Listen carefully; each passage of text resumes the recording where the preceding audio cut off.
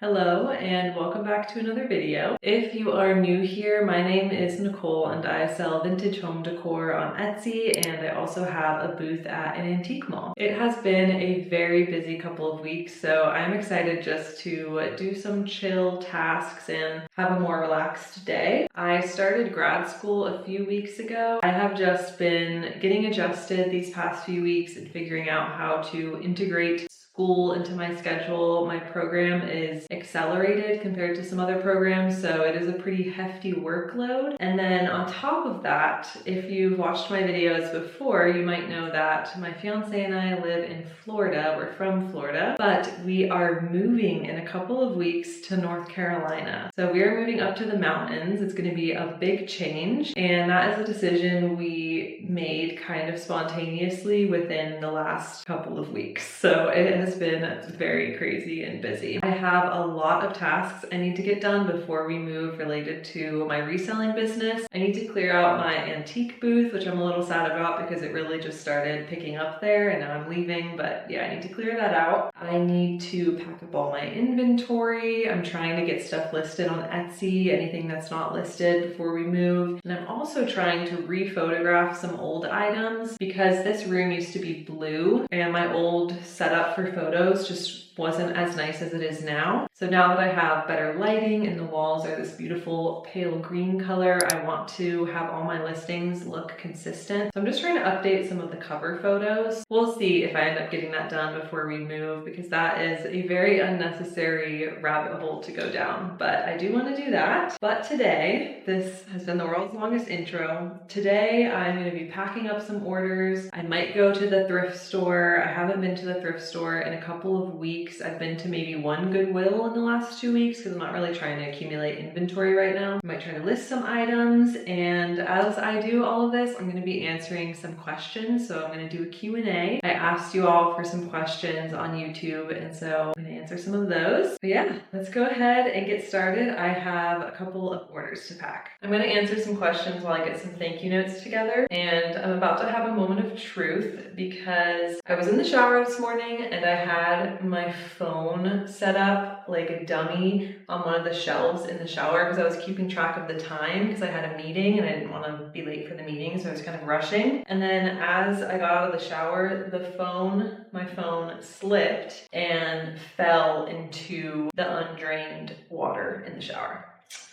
So it got completely submerged and it took me a couple seconds before I realized what had happened and pulled it out. My phone is covered in cracks, so I have no idea if it survived. So let's see if I can even access the questions from my phone. So far, so good. I did let it dry out for quite a while. Okay, he's asking me for my PIN. I think my phone is technically water resistant, but again, it does have some really bad cracks on it that got soaked in water. Oh, okay, it's on, but it says 0% at the top. So let's plug that in. Yeah, I don't know if my phone's gonna be okay, but I'm gonna grab my computer. Starting off with the first question from Basun Seeker. Would love for you to do a video about the running your business part of your business. How did you start? How do you stay organized? What expenses can one deduct? What are the essential basics, etc.? I could definitely make a video on that, but to give a short answer, let me set this down. Honestly, my advice would be just get started, not knowing how to do it. For organization, I started out with one utility shelf that I put in a spare bedroom. I didn't have a system, I just kept everything within view on the shelf.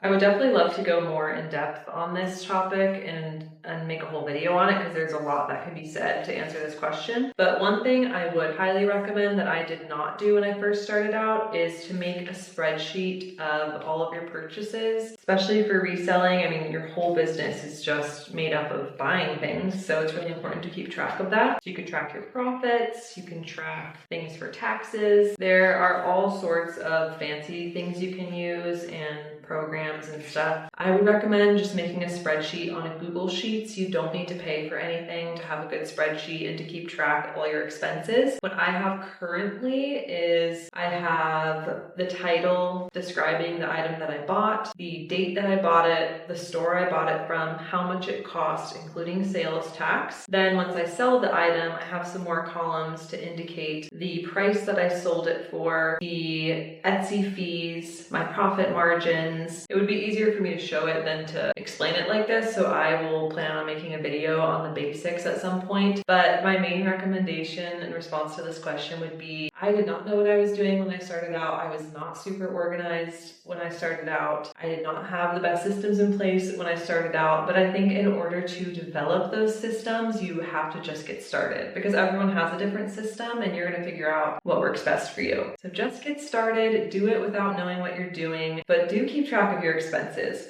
For sure. If you can do that from the start, you're going to be much better off than I was. Question number 2. How are you dealing with the shipping prices and the limit of $5.99? Are you adding it to the items or charging more for shipping?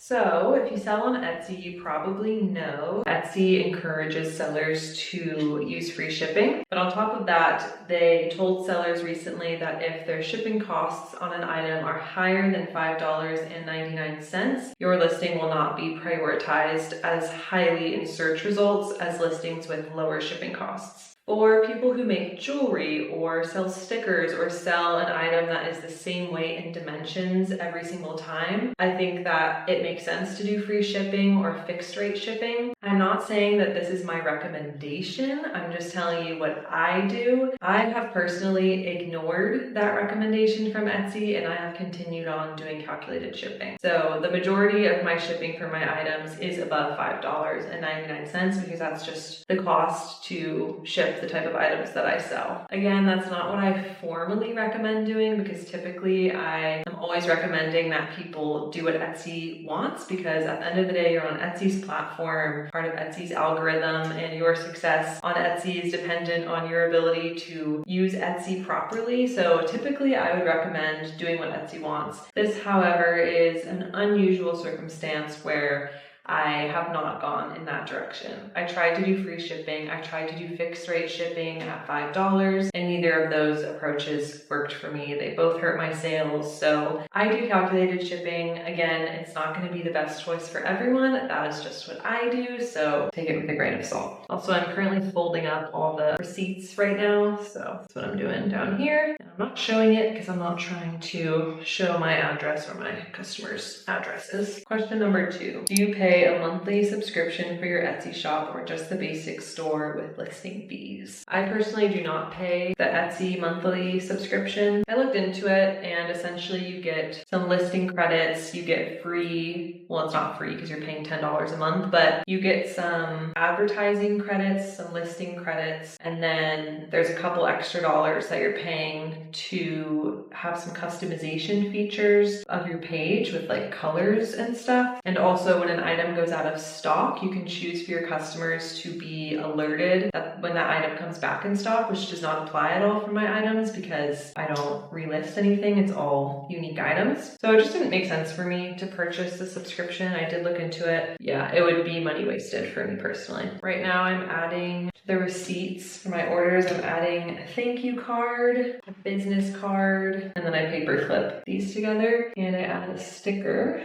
which I have a bunch of cute stickers in here. I have some wildlife ones. So I have a bunny sticker. I have some roses and flowers. I have a fox one. I get all of these off of AliExpress for super cheap, and I love adding stickers to my orders. Next question is, what signs tell you a trend might be growing and what might be fading? To be completely honest with you, I don't think about trends all that much with my Etsy shop. I really just pick up stuff that I love, and I happen to just sincerely love vintage items and home decor. That's a big reason why I started my business. I was into interior decor and design far before I was ever into reselling. But I do, of course, think about holidays and stuff. So I try to make sure I have holiday decor in my shop for the different holidays. I like to do seasonal decor, so I keep an eye out for that when I'm sourcing. And then I think in terms of trends, you just get an idea once you start selling of what stuff is popular. So there are definitely things that I really like that just don't sell well on Etsy. For example, teacups. I love teacups. I like finding them, but unless it's a special piece, they're not super valuable, so I no longer really pick them up. So you learn as you go through the process process what items are popular, and in that sense, I do think about trends. I also think a nice thing about selling vintage is it's different than selling manufactured brand new clothes or manufactured brand new home decor, because people who are buying vintage, a lot of the times I would assume they're not as concerned with trends. They have a more eclectic style. They want things that are old, that are well made, and they're gonna buy that special one-of-a-kind piece that's really good quality. So I don't think trends matter as much in this area of selling, but I'm sure have room to learn in terms of trends. Let me know if there's any trends that you all have noticed, if you're resellers, any trends I should be aware of or that this person who asked the question could be aware of. Also, if you are looking to hone your eye and improve the items that you're picking up, improve your style, I would recommend watching other resellers on YouTube. That's what I do primarily to figure out what items are popular and what kind of styles I like. We'll answer one more question before I go and grab these items, and then I'll answer some more as I'm packing them up. Mailbox Memories Ashley commented, I have never sold on Etsy, but I sell on eBay and have a local vendor booth. I'm accustomed to using eBay's product research to look up recent solds, and I also use WorthPoint. Is there a way to look at recent sales info on Etsy? Looking forward to your FAQ video. Thank you so much. I do not know of a way to look up old sales on Etsy. So what I do is I always do a Google Lens on a piece, and if I'm on my computer, I can click on Etsy listings, and a lot of them are listings that have sold. And when you click on the sold listings, you can still see how much the item sold for. So that is my workaround to seeing items that are sold on Etsy, but I don't know of a specific database where you can look up items that have sold on Etsy. I am going to do a live example for you for pricing on this piece. This is Sirocco, made in the USA. The whole thing is plastic and you hang it up on the wall. It is a very cool piece. It's in great condition. And I'm gonna go ahead and do Google Lens on my phone, which my phone is working now. Thank goodness. It seems like it's completely fine. Hopefully I don't jinx it. We'll see how it continues to do today. Right off the bat, I am seeing a couple pieces listed for $70, which I'm guessing the reason I can see those pieces and they're still priced is because they haven't sold yet. So that's probably not a realistic example of the value. But let's see, I see some on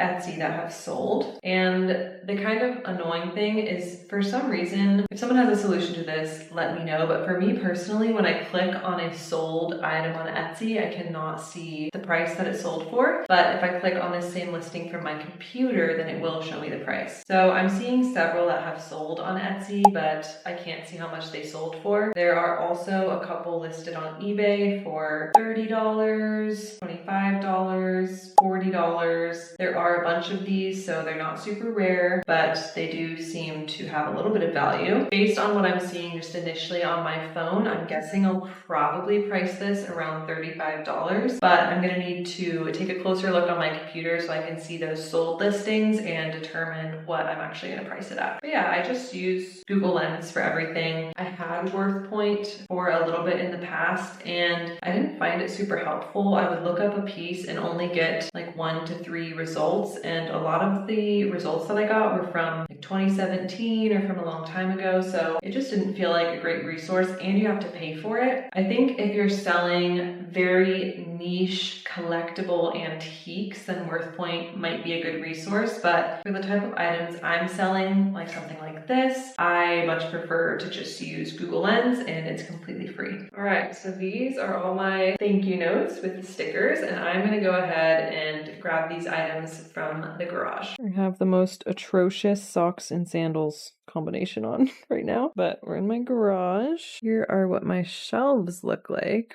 Got some very full shelves right now, and that is not even all of it.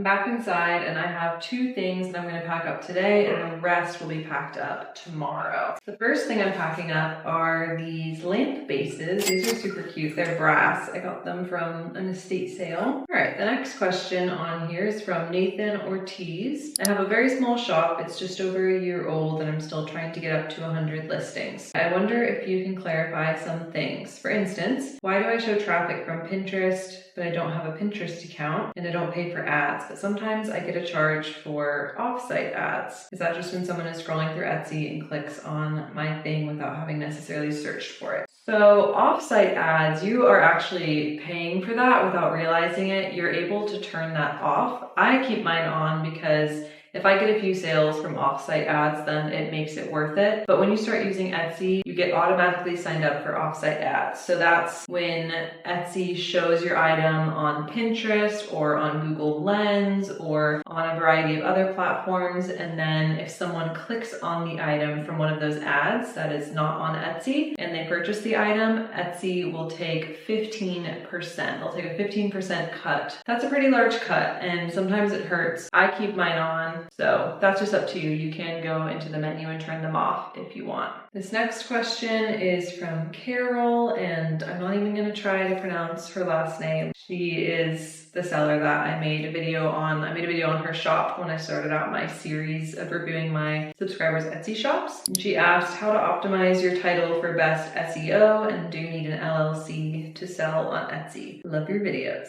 Thank you so much. In my most recent reviewing my subscribers' Etsy shops video, I talked about SEO and how to have good SEO with your titles. So feel free to check that out. I will have that video linked below. And then in terms of an LLC, I do not have an LLC. I just operate under my own personal social security number and my own name. But I really have been wanting to switch to an LLC. Once I get some spare time, once I'm settled in after our move, I will probably look into that a little bit more, but you absolutely do not need an LLC to sell on Etsy. And the very last question I have here is, how do people like already sold items? That is another question from Nathan Ortiz. I have no idea. I've never seen that happen. So there's my very unhelpful answer to that. I've never had someone like one of my items that has already sold. So that is strange. Another tip I have for you if you're a reseller is do not buy the cheapest tape. It's a massive regret I currently have as I'm working through a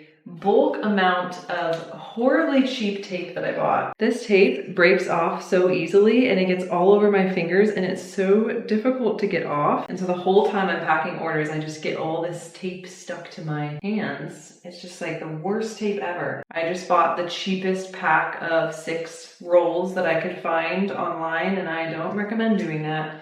I would invest in better tape. This is the other item I'm packing up today. It's the cutest little needlepoint of a cottage scene. I got this off of eBay a long time ago, so I'm happy to see it sell. I am gonna pack that up really quick and then we are going to stop by an antique mall that I haven't been to in probably 2 months. And as I mentioned, I haven't been sourcing in a while. I'm not really trying to accumulate very much stuff before I move, but I do want to stop in and see if there are any gems there today because I haven't been in a while and I've sold some stuff from there before and gotten some very good profit margins.